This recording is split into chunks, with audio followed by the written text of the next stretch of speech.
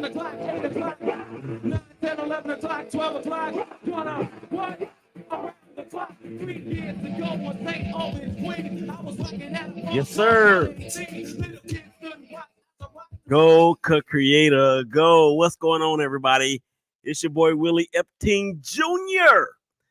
Hashtag Brothers of Baseball Show, powered, of course, by the ShakeBack Media Group, presented exclusively on the Big Game Christian Sports Network, man. Checking in live, loud, and in color, baby. You already know what time it is. To the dopest engineer on the planet, Big Day. What's happening?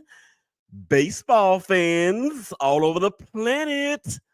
I labeled this Happy Almost New Year. Can you believe it? To me, it seemed like it was just yesterday, ladies and gentlemen, when we were crowning the Texas Rangers as your 2022 World Series champions. And guess what? It is almost time for everybody to report. We're looking at the next, 6, maybe 5, 6, let's say just 7 weeks as an average of the time that we will be there. When I say we, I mean, of course, us that are fans and, media people are going to be entangled, if you will. And if you hear me coughing, I apologize. I'm still a little bit under the weather. However, I am recovering, so it's all good. But yeah, it won't be long before we are actually talking about pitchers and catchers reporting. And again, this is one of the most exciting times of the year if you're a baseball fan, of course. But yeah, so let's just get right to it, man. We're gonna go ahead and kick off this second segment. Before we do that, though, we got to pay the bills. This second segment, it is being brought to you by Front End Sports. Founded in 2022, Front End Sports is dedicated to empowering athletes, teams, and organizations with cutting-edge social media, merchandising, and NIL strategies to help your brand through innovative and personalized solutions. Their team consists of experienced professionals with diverse backgrounds in sports, marketing, design, and technology who share a passion for helping their clients succeed and reach their full potential. Make sure you holler at them, frontendsports.com. And I am going to be making an announcement here soon in terms of Front End Sports and the ShakeBack Media Group, our life coaching arm. It is some very, very exciting news. I'm going to get that out to you guys probably within the next couple days. All right, just in case you missed it in the first segment, man, I'm telling you right now, I had to go into a little bit of a editorial type of conversation, if you will, because not only did I talk about the excitement of baseball season yet approaching yet again, I had to talk a little bit about the Vegas A's, the soon-to-be Vegas A's, and how this is going to be the last year that they're playing in Oakland and how there's a boycott. So make sure you guys go back and tune in to the first segment on the network or on the TuneIn app, rather. Just search BGC Sports in the search bar, and you will find me 12s and 6s, 1s and 7s, all around the clock, Monday through Friday. All right, so yeah, so that was kind of bittersweet for me, but it is what it is, and I don't know. Much like the Vegas, or just much like the Raiders when they moved to Vegas. People would constantly ask me, "Are you going to continue to be a Raiders fan? Are you going to continue to be a Raiders fan?" And I was torn. And then it came out, or it hit me that as much as I am a fan of the city of Oakland, and even though has become as ratchet as it has become, I still have a lot of love for that city. And the thing is that I still got a lot of people out there. And the thing is, I've been out there several times since we moved from out there. And the thing is that I'm going to be making more visits out there before too long. So when it comes down to the A's, and a few people have asked me, people that like baseball and follow baseball and whatnot, have asked me, are you going to continue to be an A's fan? And the answer is absolutely, unequivocally, yes. because I am a fan of the franchise just as much as I am a fan of the city. So you take for example when the Raiders moved to Los Angeles. We won a Super Bowl in LA.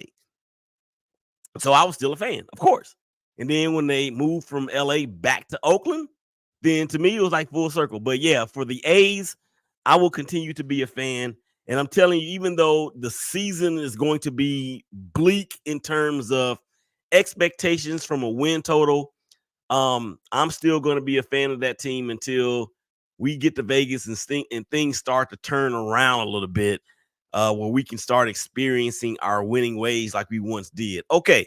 And then here before too long, probably in the third segment, I'm actually going to get into some rankings of the players or the players at not all 9 positions that I felt like to me have been my favorite of all time, my all time, which is of course the ones that I've seen. So we're gonna start that. We're gonna start with the catchers. We're gonna start with the pitchers, and I'm probably gonna do like the top 5 or what have you. So that's gonna be coming in the second.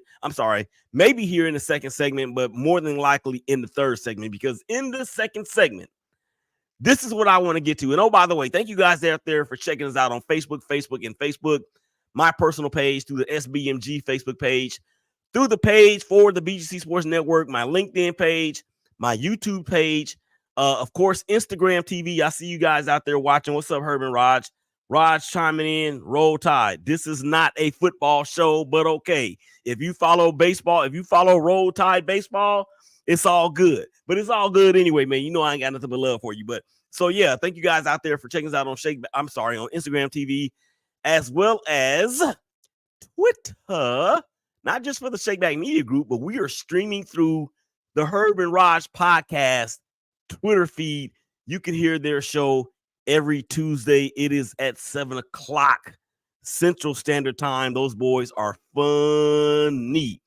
All right. So yeah, what I want to get to now is the Hall of Fame for 2024, and not just for the 2024 eligible ballotees, if you will. Let's go back and look at the players that are returning to the ballot.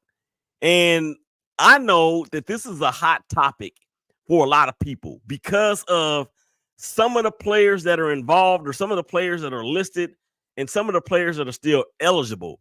But for me, it's not a hot topic whatsoever, because that era, it was what it was. And baseball did everything in their power to get baseball back on track after a strike-shortened year in 94 that saw us lose the World Series for the first time since I don't know when, and then on into 95. So something had to be done in order for baseball to get back on track, and launch the steroid era is what it was. So I want to talk about these players that are still on the ballot, that were close last year, and I think will likely get in this year. And I'm not gonna go through them all. I'm gonna go through some of the players that I love to watch. And let's start here with Jimmy Rollins. Of course, he plays shortstop for the Philadelphia Phillies. That's when he was in his prime. Last year, he got 12, almost 13% of the vote. Now, Jimmy Rollins was a dynamic player. I mean, he was the leader of a Phillies team that made multiple playoff appearances. And I don't know if he's going to get in. Now, you got to remember that they have up to 10 years. And in his third year, he's at 13%. So if you look at it trending forward, he's probably averaging about a 5 to 6% gain every year. So if you take that and you look at it for the next 7 years, he's going to come up just short, which, I can say that I'd agree with, because I think the Major League Baseball Hall of Fame is the hardest one to get into, because it is so media dominant in terms of if you're going to be able to get in or not. If the media didn't like you over the span of your career, i.e. Barry Bonds, you're probably not going to make it. Manny Ramirez. Now we know Manny Ramirez was on the juice. He tested positive for it multiple times. Again, that to me, that is not the make it or break it. That is not the be all end all for that because of what baseball allowed. Manny Ramirez was one of the top 3 or 4, definitely top 5 right-handed hitters that I have ever seen. You got to throw in there, of course, Miguel Cabrera, who just retired. You got to throw in there Albert Pujols, the machine, who just retired a year ago. And then you throw in Manny Ramirez. And then another person that really didn't even need the juice to be great. And again, think about what the juice and what it allegedly did. It didn't make these guys more powerful. It didn't even make their hand-eye coordination that much better to where they were able to do certain things. What it did is that it allowed them to recover quicker. So, because I'm like this, when you have a player like Brady Anderson that played, I want to say left field or either shortstop for the Baltimore Orioles, and in I think it was 1998 or 9, that dude hit 50 home runs. That dude hadn't hit more than 15 home runs in his career in any one given season, and then he hits 50. But then you don't hear from him again because he wasn't that good of a player. He was good enough, but he wasn't on the level of Manny Ramirez or Alex Rodriguez, which brings me to Alex Rodriguez. I actually believe that Alex Rodriguez is going to get in. I hope that he does. 36% of the vote, or almost 36% of the vote going into this particular balloting season. This is his 3rd year on the ballot. A-Rod ranks up there in so many categories to include average, RBIs, hits, home runs. How many? A-Rod has more than 600 home runs. He's only the 5th player in the history of the game to hit that many home runs. And he's at 36% almost going into this year's balloting. And if you look at that from the standpoint of where he could get or where he needs to get to in that 10th year, I think he's going to get in. Now, Alex Rodriguez you can say what you want about him, whether you love him or hate him, when he played for the Yankees and when he played for the Rangers and when he played for the Mariners.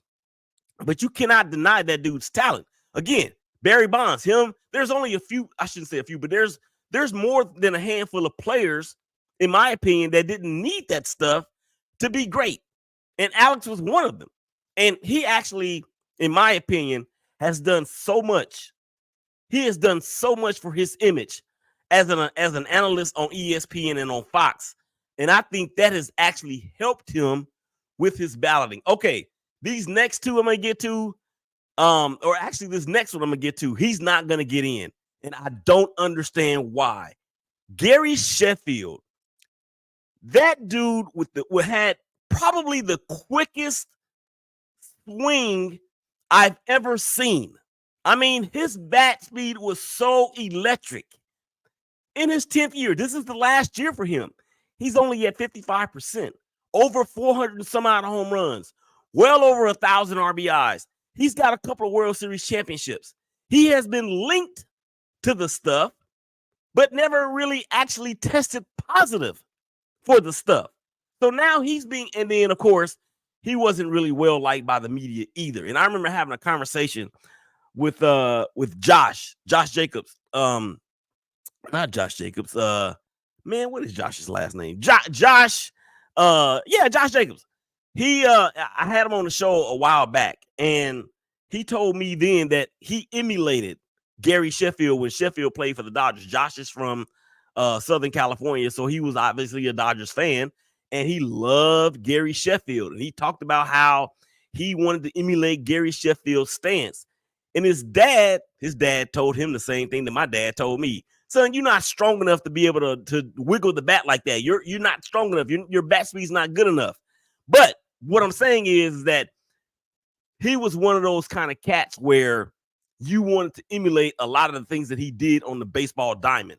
Okay, the next person I'm going to talk about is Carlos Beltran. I think Belly is going to get in at some point. He might be scandalized because of the thing that took place with the garbage cans with the Astros, but his playing career, dude, I mean, over 400 home runs, a whole bunch of stolen bases, a switch hitter that could do from either side of the plate. Very, very well. Did very, very well in the postseason. Also has a championship. And Carlos Beltran he was a leadoff hitter for the majority of his career.